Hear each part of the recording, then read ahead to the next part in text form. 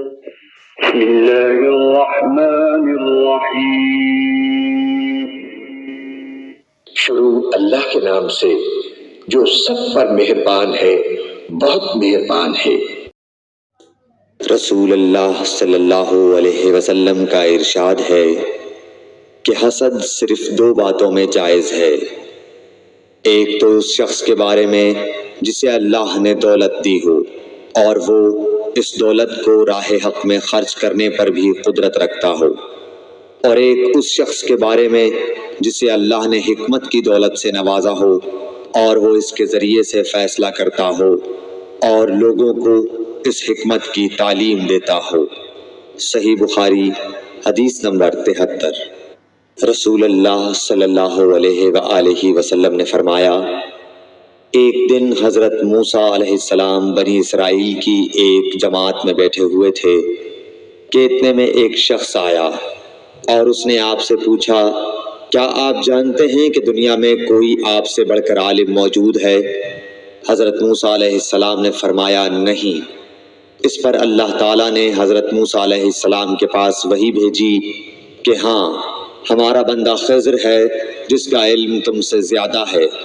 حضرت موسیٰ علیہ السلام نے اللہ سے دریافت کیا کہ خضر علیہ السلام سے ملنے کی کیا صورت ہے؟ اللہ تعالیٰ نے ایک مچھلی کو ان سے ملاقات کی علامت قرار دیا اور ان سے کہہ دیا کہ جب تم اس مچھلی کو گم کر دو تو واپس لوٹ جاؤ، تب خضر سے تمہاری ملاقات ہوگی۔ تب موسیٰ علیہ السلام چلے اور دریا میں مچھلی کی علامت تلاش کرتے رہے۔ اس وقت ان کے ساتھی نے کہا، جب ہم پتھر کے پاس تھے کیا آپ نے دیکھا تھا؟ میں اس وقت مچھلی کا کہنا بھول گیا اور شیطان ہی نے مجھے اس کا ذکر بھلا دیا۔ موسیٰ علیہ السلام نے کہا، اسی مقام کی ہمیں تلاش تھی۔ تب وہ اپنے نشانات قدم پر پچھلے پاؤں باتیں کرتے ہوئے لوٹے۔ وہاں انہوں نے خضر علیہ السلام کو پایا۔ پھر ان کا وہی قصہ ہے جو اللہ نے اپنی کتاب قرآن میں بیان کیا ہے۔ صحیح بخاری حدیث نمبر 74۔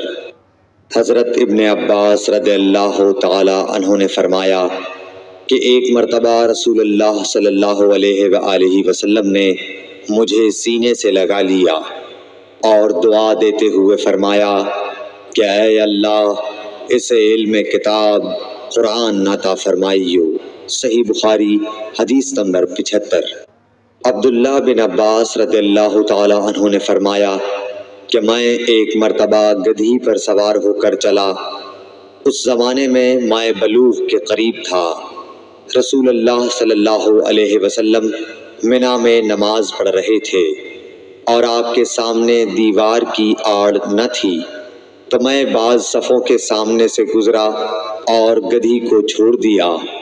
وہ چرنے لگی جبکہ میں صف میں شامل ہو گیا، مگر کسی نے مجھے اس بات پر ٹوکا نہیں۔ صحیح بخاری حدیث نمبر 76۔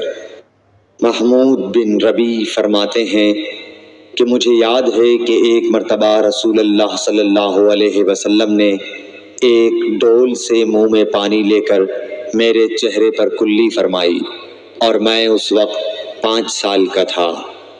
صحیح بخاری حدیث نمبر 77۔